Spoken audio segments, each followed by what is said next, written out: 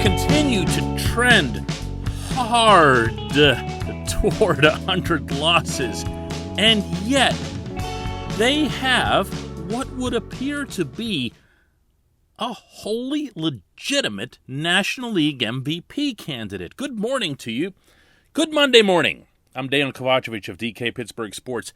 This is Daily Shot of Pirates. Comes your way bright and early every weekday morning. If you're into football and or hockey, I also offer up daily shots of Steelers and Penguins right where you found this. The Pirates lost 3-2 to the Reds in Cincinnati. They're now 0-7 at Great American Ballpark, and that doesn't even come close to describing the level of massacre that's occurred out there this year. And amazingly, they still have to go back for another one in September, so it's going to be 0-10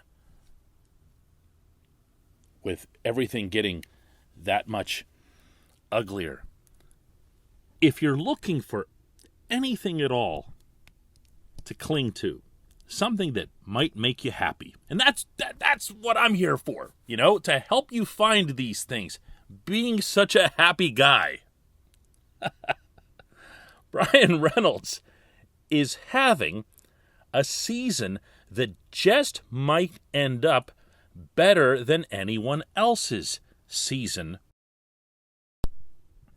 including his double yesterday. He's now batting .308 with a .922 OPS, on base plus slugging percentage, 19 home runs, 65 RBIs, and exactly the level of consistency that you'd need to have to pull that off. If you look at the National League's OPS leaders, and that's the best of all offensive statistics. There's stuff that's fancier than that, but when you're adding up on base plus slugging percentage, you're coming up with a true measure of a hitter, both from the production and the power standpoints. And plain and simple, Reynolds is doing it all. Looking at the rest of the league, this is where the argument for his candidacy solidifies. Fernando Tatis Jr. and Ronald Acuna Jr. from the Padres and Braves, respectively, of course, their young stars, would very much be not only up there in the discussion, but they'd probably be going neck and neck. One problem, they're done for the year. Tatis with a 1024 OPS, Acuna at 990. Those are still the top two figures in the National League, but they won't hold up because they won't have enough plate appearances. The next two guys on the list, and this won't surprise anyone who watched the games this weekend, are Nick Castellanos and Jesse Winker of the Reds, both at 953. Problem with those guys is OPSs in Cincinnati now get treated the same way OPSs in Denver do, meaning the place is just a joke. That's not to say those guys aren't having great years. That's not to say that other teams can't do the same thing when they go to Great American. But they're the ones who play there 81 times a year. It's going to work against them. Next is Max Muncy of the Dodgers, and I'll get more into him in a second. But skipping past him, there's Juan Soto of the Nationals, who's rightly drawn raves for an explosive month he's just had. We'll see whether or not he can maintain that, but he now looks like the young guy that's taking over since the other two main young guy stars in the National League are out. But Reynolds is there at 922. And if you look at WAR, wins above replacement, that's a more all-encompassing figure because it includes defense, it includes everything. It's just how many wins above a replacement player this individual can get for your team. And there are people, advanced analytics, all the way down to just Joe Schmo, who swear by this as the defining stat. Reynolds is at a 4.4, and Muncy is leading the league at 5.1. Muncy's a first baseman by trade, so he's not going to be able to pile up a whole lot of bonus points for his defensive work. While Reynolds is regularly, and I'm talking about almost daily, showing up on highlight reels with the catches that he's making, stealing home runs, diving to his left, diving to his right, diving forward, sliding, and also just generally making all of the plays that he's supposed to make. He's been very, very, very good in center field. Probably above and beyond even the Pirates' own expectations. One problem with this entire conversation. Yeah, the Pirates. If you go back over, the last 15 or 20 years worth of history as it relates to the MVPs awarded in both leagues, it's been a real tooth pull for the actual best player in that league to win it, if that player is on a crappy team. We saw that for years with Mike Trout. We've seen it with other players. Trout is really the one who kind of broke through in getting people to, acknowledge that, hey, the criteria for the award doesn't say anything about the quality of the team. And in fact, you could make an argument that the quality of the team would help a player become an MVP. Meaning, if the team is better, the lineup is more formidable, you're getting more chances with more guys on base, you're going to see more fastballs down the middle. You can run up some numbers, Reynolds, of course, has had nothing of the kind. He's benefited, I guess, to an extent from the season that Adam Frazier had before getting traded. But otherwise, dude's on an island here. And yet he just keeps producing. And yet, he's not going to get it. He's not going to get it. He could finish, and mark my words on this, because this will become a pretty hot debate among the real seam heads out there. He could finish first in WAR, at which point he will have the entire analytics community at his back. They will say it's unequivocally Reynolds. There's just no way it can be anybody other than Reynolds. If it comes down to Reynolds versus Muncy, they're going to give it to Reynolds in their own individualized little awards, because he's playing, obviously, a position of much greater difficulty and value. And they might take into consideration, although the analytics community isn't all that big on batting lineup support, it can't be ignored that Reynolds would have more opportunities to be more productive if he were in a better lineup. That's not an opinion, that's a fact.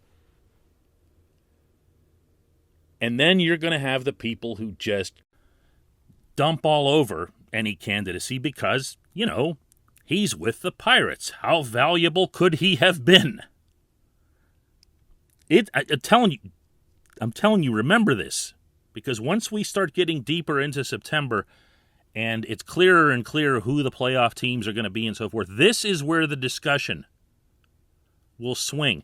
And it'll be completely nutso to have the Pirates involved in it. But they will be, and they should be. Amazing stuff. What a year. What a year Bryan Reynolds is having. When we come back, just one question.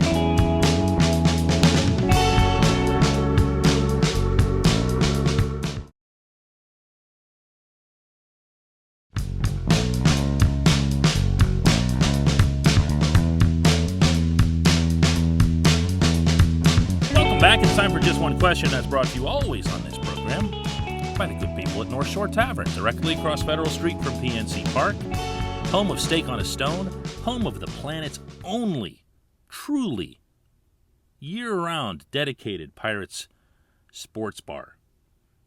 Visit North Shore Tavern across Federal Street from PNC Park. Our question comes from Paul Kingslow, who asks, with all the discussions over next year's 40-man roster, it would be a shame to lose a prospect to Rule 5 to protect a utility player who isn't part of the future. With that said, who, in your opinion, is on the bubble? If you were making the selection, which of these players would make the cut? Well, Paul, when you're talking about the 40 with a team like the Pirates at the stage of the build that they're in, you're really not talking about players in Pittsburgh, especially when you start getting into Rule 5 discussions and debates. Most of these players that they have to worry about when it comes to Rule 5 are a long ways off from Pittsburgh.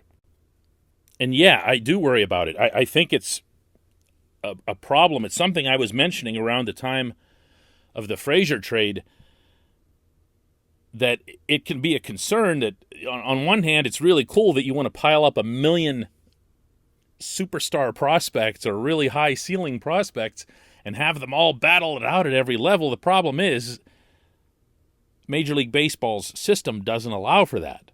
They don't allow you to have too many prospects. They don't allow you to hoard them. And the Rule 5 draft is the way that teams are prevented from doing exactly that. I'm going to trust that Ben Cherington and his assistant, Steve Sanders, kind of have this in mind whenever they're building up the organization through outside acquisitions. Before I actually answer your main question, I do feel that it's worth pointing out that this fall's instructional league in Bradenton is going to be really, really influential, maybe more than usual, in determining these types of decisions.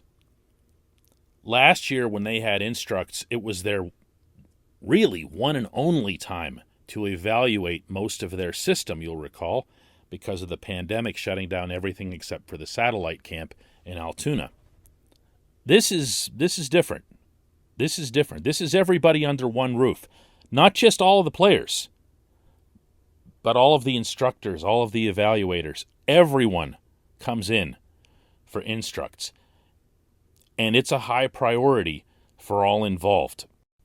So even players who had really good seasons with their respective minor league clubs are going to want to continue bringing their A game into instructs. As for who goes, I've got a real easy answer to that one, and that's who cares. We just saw this past weekend Phillip Evans and Eric Gonzalez jettisoned. Boom, just like that. No fanfare, no big announcement.